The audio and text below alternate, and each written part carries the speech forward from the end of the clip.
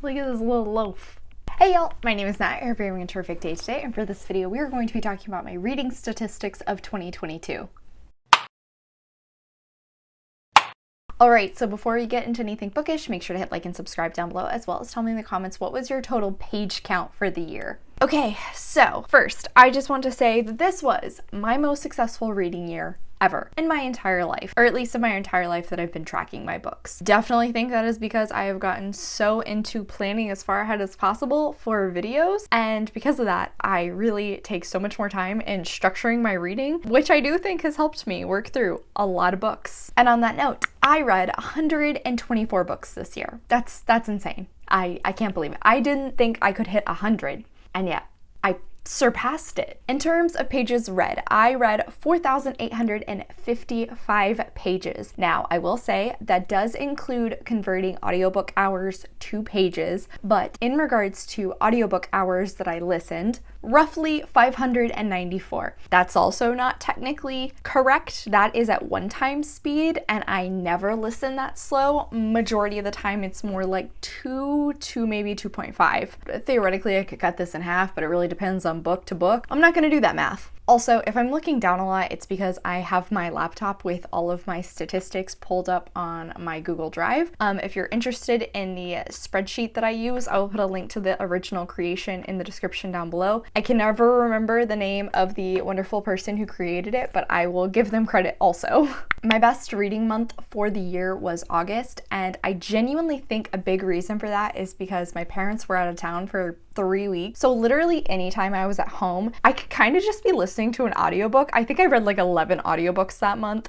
Clearly, I'm very uncomfortable with silence. We actually have a 4-way tie for my lowest reading month of the year, which came out to about 9 books. I'm not going to complain about that because that's still 9 books. That's a fair amount. As for the intended audience of the books I was reading, 93 of those were constituted adult books. 11 of them I considered new adult, which I usually kind of set that myself. Normally, if I can tell the main characters are between the ages of 18 and 25, I will set it at new adult. And then finally, I read 20 young adult books. I am definitely happy about this. I've been wanting to try and transition into reading more adult books, but I do feel like I missed reading some of my fun YA fantasy books this year. This was a good thing, but I'm also disappointed in it. Next up is the format that I read a book in. 54 of those I read via audio. 19 were ebooks. This doesn't surprise me. I've really been pulling away from ebooks lately. I don't know. I just don't like reading on my phone. I never read on my iPad all that much. I would much prefer having a book physically in my hands. And then finally, 16 of these books I read in some mixed format. That usually means audiobook and ebook, or audiobook and physical book. This next one is very difficult to title, but essentially I was keeping track of where I got the books I was reading. So 2 of them I borrowed. I read 4 of my book of the months, which is criminally low given how many I bought this year. 4 of them I specifically went out and bought them to read them at that time. I also received 4 of them as gifts. 44 came from my library, which I love to see that because it means I am saving money. 54 of the books I read this year were on my owned TBR. That makes me so incredibly happy. The largest percentage was books I already owned. I'm gonna just give myself a little pat on the back for that. 10 books I received from the publisher, aka I got a ARC of them. 2 of them were other, which I'm fairly certain were short stories that authors posted on their websites. I think one was for the Charlie Davidson series and the other one was for the Winston Brothers series. A little delayed, but speaking of library books, this year I actually tracked all of the books I checked out from my library, whether or not I read them, and how much money I saved by utilizing my library instead of buying it myself. So of the 45 books I checked out, I read 44 of them, meaning I read 98% of the books I checked out, and I saved about $733. I'll admit there are a few books on here which I read from my library and am actually planning to buy. Did I really save that money? Maybe not, but I delayed spending it. Now, for my favorite stat that I keep track of, the genre breakdown for all of the books I read this year. This one's most interesting to me because I like seeing how it differs year to year. I'm fairly certain last year my highest stat was fantasy. Not so this year. So starting out, I read 2 classics this year, which is honestly kind of surprising in itself. 9 contemporaries, 25 fantasies, one that I marked as other, and I don't know why. Oh, It was a short story collection, which is something I can't mark on my spreadsheet. 9 graphic novels, which isn't really as high as I would like for it to be. 3 historical books, 9 horror, 3 magical realism, 5 mystery, 12 nonfiction, which means I did a fantastic job of keeping up my goal of reading roughly 1 nonfiction book a month. My top was 36 romance books, and I'm a little surprised by this, but at the same time I'm not, because romance really overtook my life this year. There were so many series that I threw myself into and greatly enjoyed. Finally, I have 5 sci-fi books and 5 thrillers. I love seeing this diverse wheel because I really enjoy reading from all different genres. There are definitely some that I want to try and prioritize more next year. I really feel like I have been neglecting mystery and thrillers, but I'm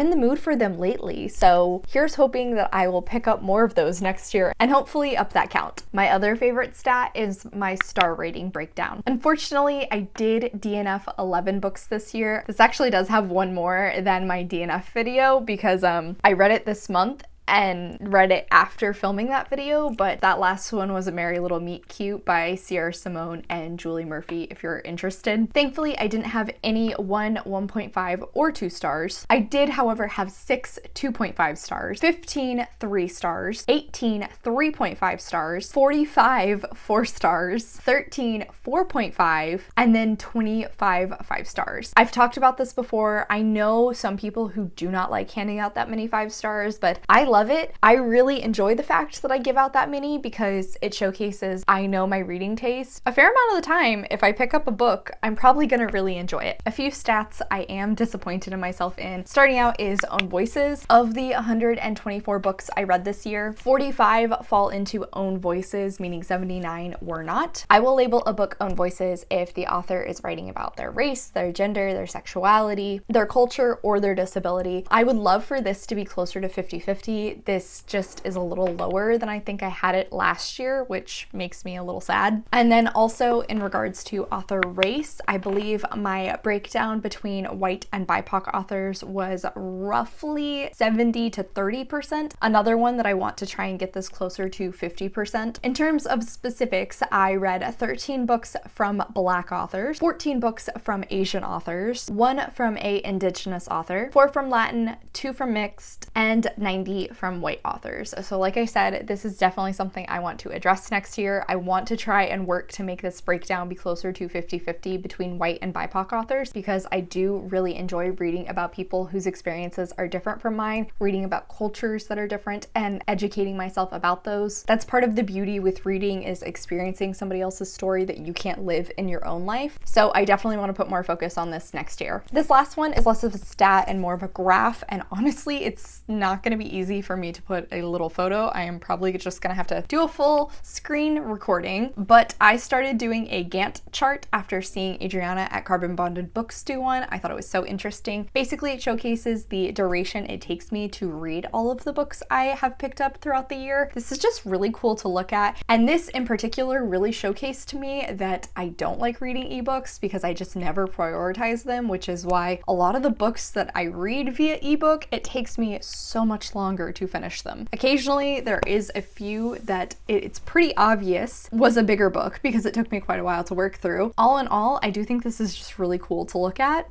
And on that note, that is it for today. Thank you so much for coming to my channel, y'all. I really appreciate it. Make sure to hit like and subscribe down below. I have all my socials as well as a few ways you can support me linked in the description. I come out with videos on Monday and Friday, but until then, I hope you continue to have a terrific day. Love you, bye!